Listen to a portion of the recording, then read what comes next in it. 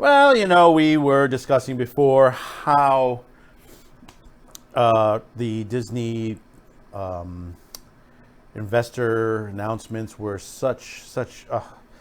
I still can't believe the freaking medicine show that Disney put up, and I'm calling it a medicine show because basically, if you haven't seen that video yet, go back.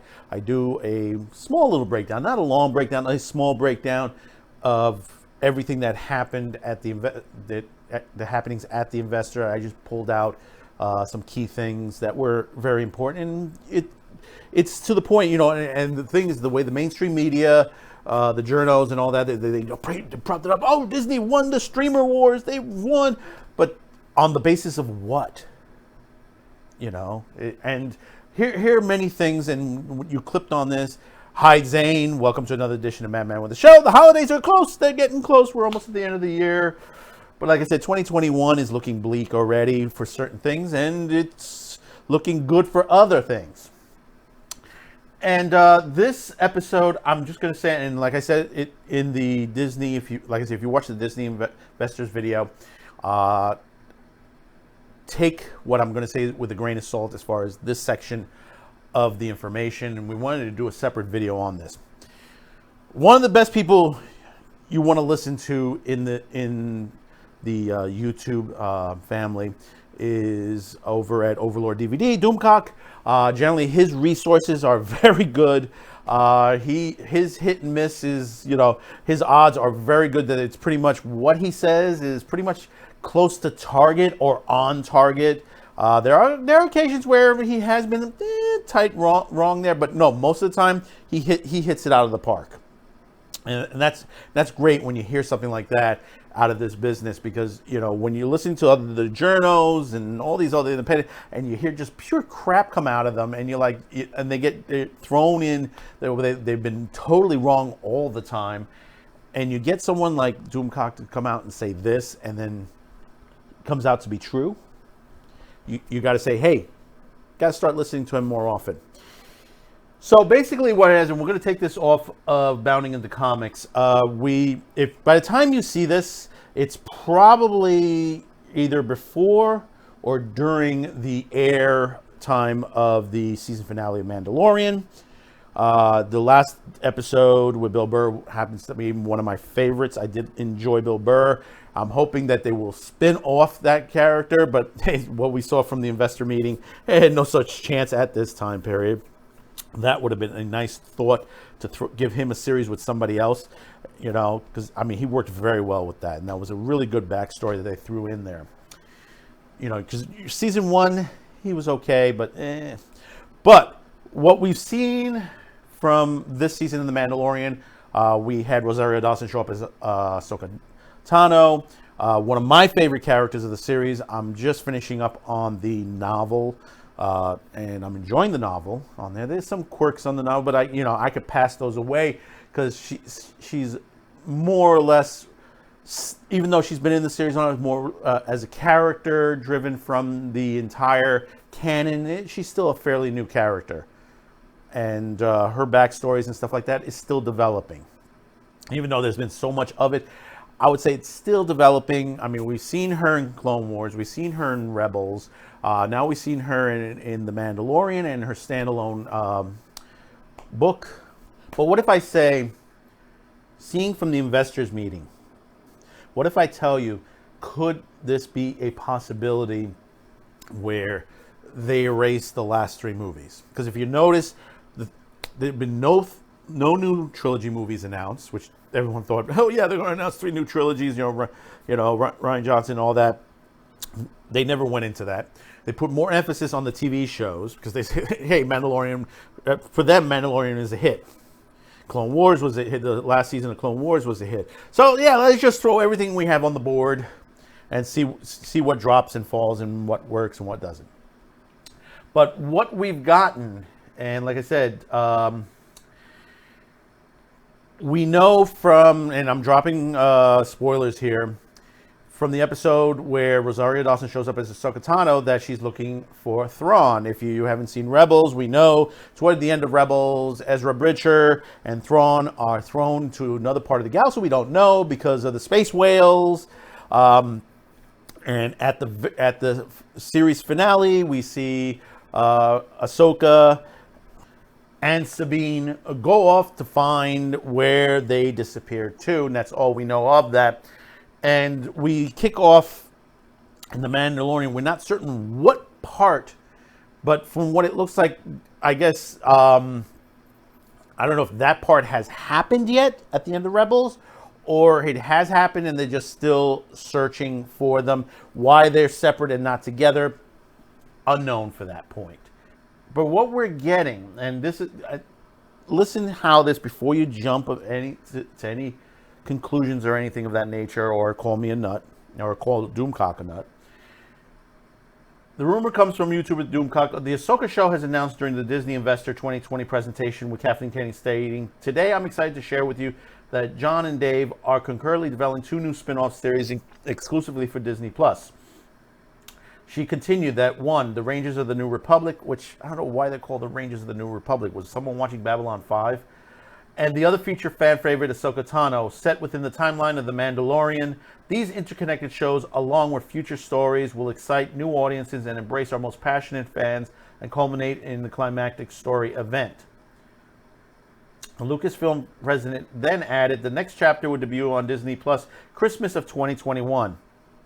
As you can see, they're going fast with this, or they've already been in production with this particular one. The other ones I don't really see anytime soon. Doomcock claims the title card for Ahsoka seen above, which you're seeing right now on your screen, is the Veil of the Force, or the World Between Worlds, which was first introduced in Dave Filoni's Path of the Jedi.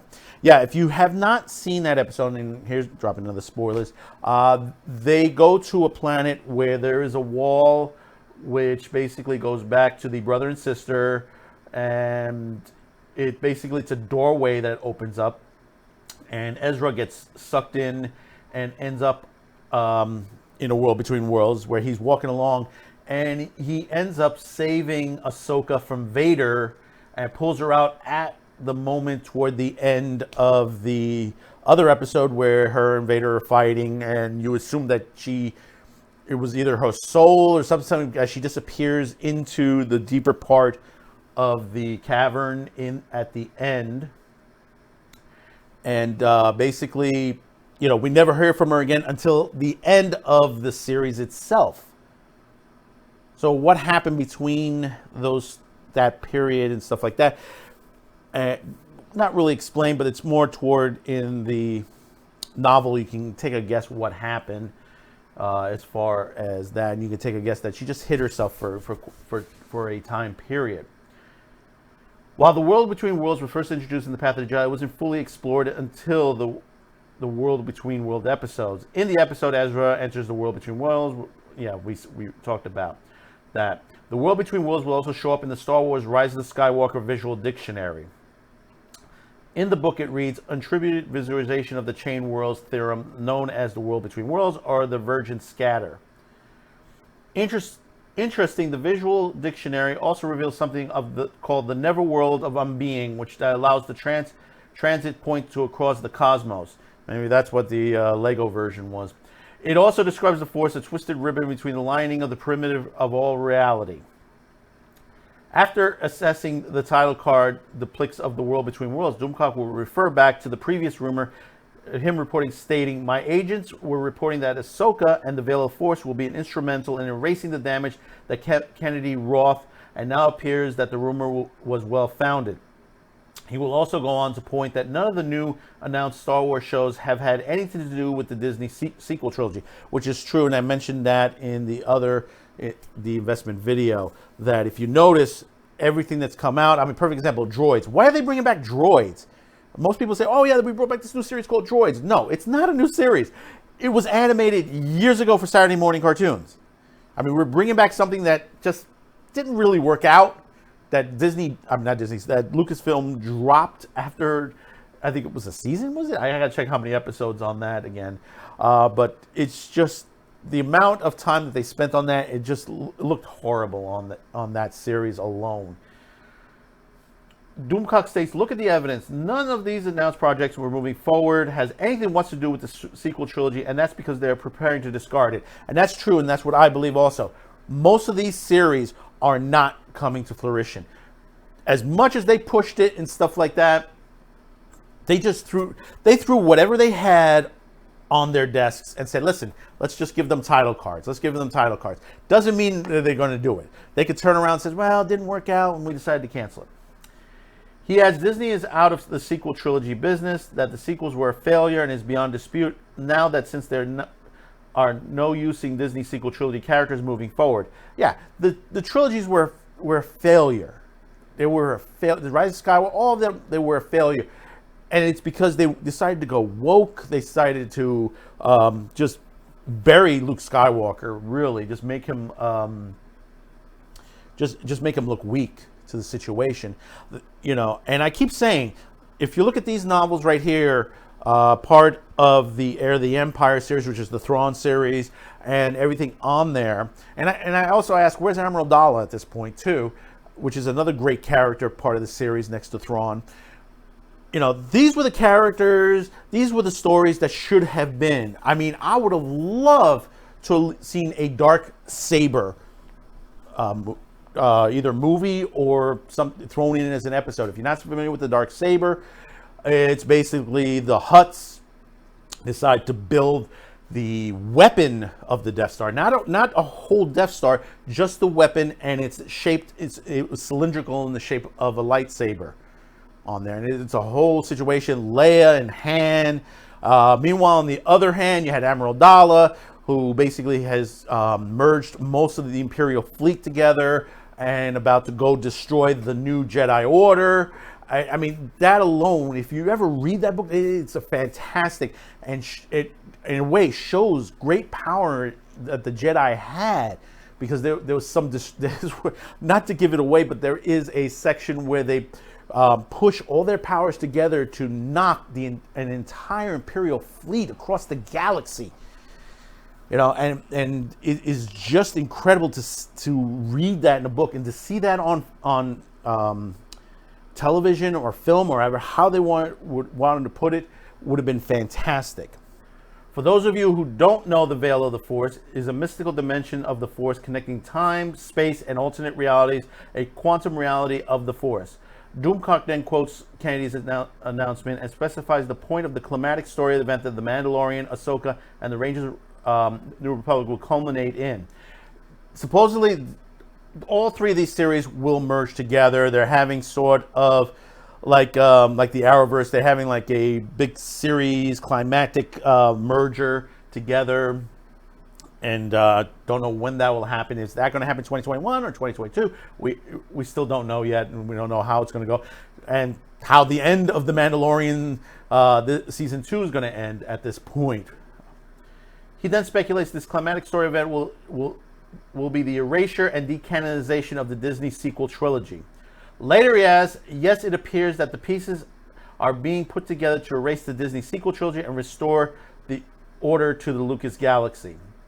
What Doomcock leaves out of this video, and might be further evidence of the validity of this rumor, is that Ahsoka is one of the only people in the galaxy who knows about the existence of the World Between Worlds.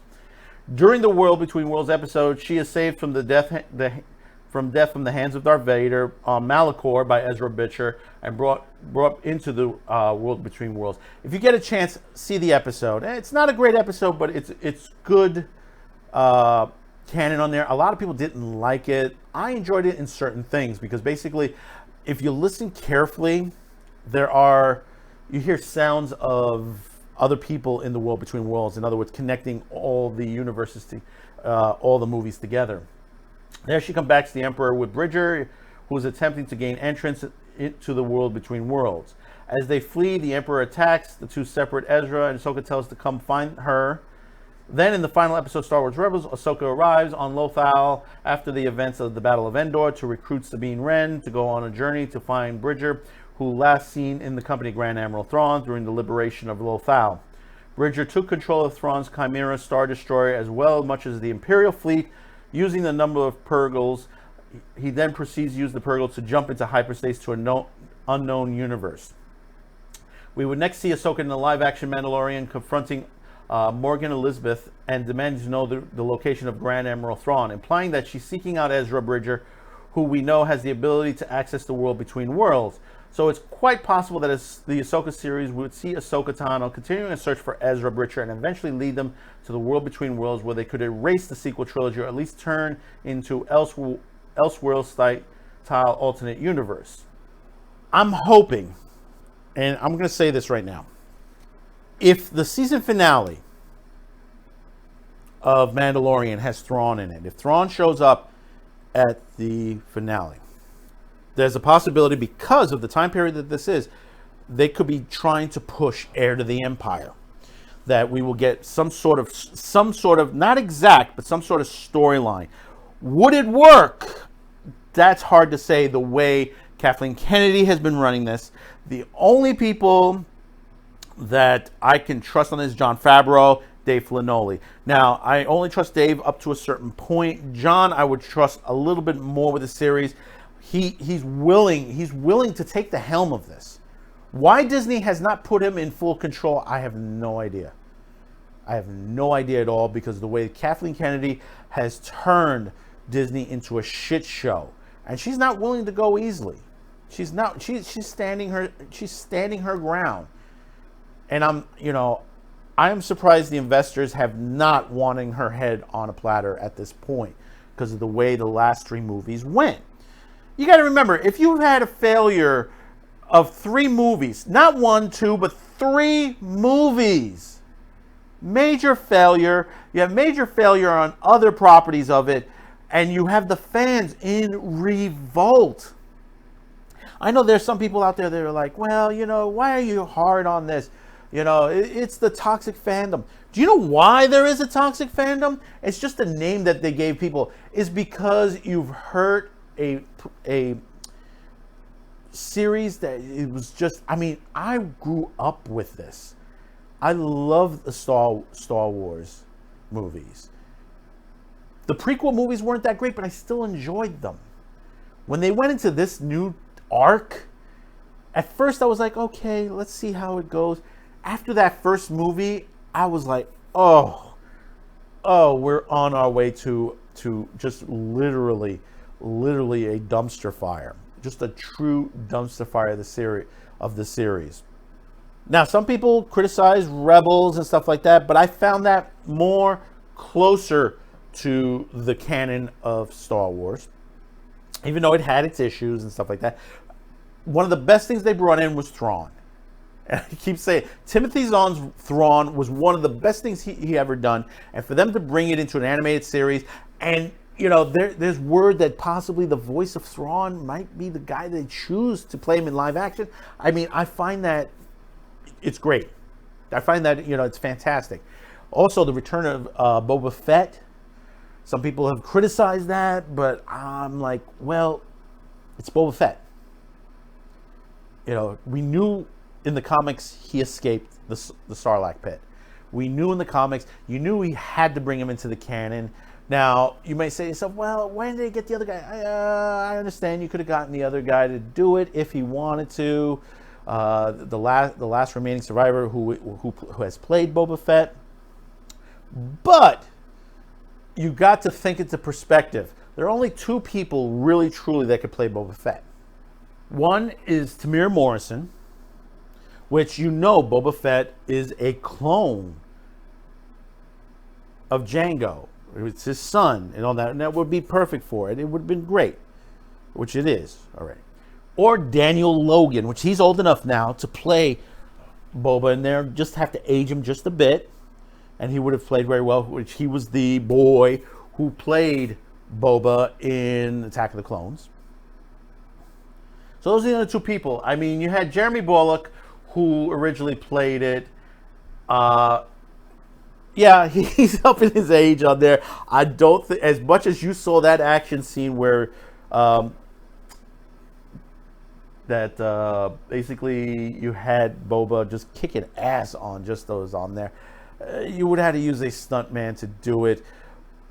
But Bullock would have been okay. But like I said, the only two people, Tamir Morrison and Daniel Logan, would be both perfect. And that's end of story of that situation. Now, how will they put this all together back again? I don't know. Will it work out? I don't know. Like I said, there's an old saying, some people have a different way. Sometimes you can't shine shit sometimes, or you can't gloss shit, or however you want to think of that situation. Many people have different ways of saying it for certain reasons. And, you have all these issues with the series, and Disney is, let's put it in this situation. Look what they're doing with the Muppets. Nothing. They can't get anywhere with the Muppets. It's to the point where even the Henson family doesn't even want the property. No one wants the property. The only people that probably might take the property back if Children's Television Workshop convinces HBO, because they own the broadcast rights to Sesame Street. That's the only way you're going to might be able to salvage it. But the situation is AT&T Warner is 150-160 billion in the red. They're selling everything off, including Crunchyroll, DirecTV, and many other divisions of the company. So I don't foresee that anytime soon. I'll be shocked if that happens. But like I said, the Muppets, they're dead in the water. And now you have a situation with Star Wars that the canon is just fractured. Can the Ahsoka series save this franchise? I really don't know. It could be. It might. The only direction you can go at this point is to eliminate, which is very hard to do, you eliminate these last three trilogies and bring in the true canon heir to the Empire. How you can do that with Luke Skywalker and Mark Hamill, Harrison Ford, and Carrie Fisher's no longer alive, you're going to have to change something around. And I'm not talking deep fake. You might have to recast the actors for the roles, but the situation is we've seen what happened with Solo, and that in a way itself, and now they want to do a Lando, which I don't foresee that coming across the boards. If they get a Lando off the ground, which they originally wanted a Solo series, I can't foresee them doing that. Some people want to say, well, maybe they'll do a Lando series that, sort of like the Indiana Jones Chronicles, where basically you show Billy D. Williams chronicling back to his younger days and something like that. It could work, but like I said, this is something on paper. Don't know how far it's going. So comment below. Tell me, how do you feel about this? And again, I'm going to tell you, take this with a grain of salt. This is rumor. But the rumor, there are evidence there that this pretty much true. I think we will know a little bit more, hopefully, in like I said, when this airs, it could be this day or hours to that Mandalorian season finale. So let me know in the comments. Don't forget, hit the subscribe. Thank you to those. Let me tell you something. We had a big jump in subscribership. Let's see if we could push to 300 before the end of the year. I would like to get there. I mean, we're practically almost at 250. We need about a little bit more than 50 subscribers to hit that 300. So let's get there. Let's get there. Really, truly. So hit that subscribe, hit that like, and share this video. Stay tuned. We have a little bit of a message at the end. Thank you for being there. Thank you for watching these videos on whatever platform you watch it. We here at Cuticast have been trying our best to move up, in the ranks, get more people to watch it. And I thank those who've stayed with us. You've been my true viewers. Welcome aboard the newer ones that are on there, and you're passing this along, and I know you're passing it along because I see it all over the place. And it begins to show YouTube that basically we're here to stay. We're not going anywhere. as much as, I mean, we are making plans to make sure that we stay here. We are rebranding this channel. That's coming next year. More details coming soon. So keep watching. Thank you. We'll see you on the next one. Bye-bye now. With the holidays well underway, you might be looking for that special gift. Check out our merch store at teespring.com, where we have the new winter gear out. From the Madman Cafe to Madman with the Show. Shirts, hoodies, mugs, and even pillows. Starting on December 2nd, use the promo code XMASCafe to get an additional 15% off till December 24th. All proceeds go to help this channel. That's teespring.com/shopq2cast.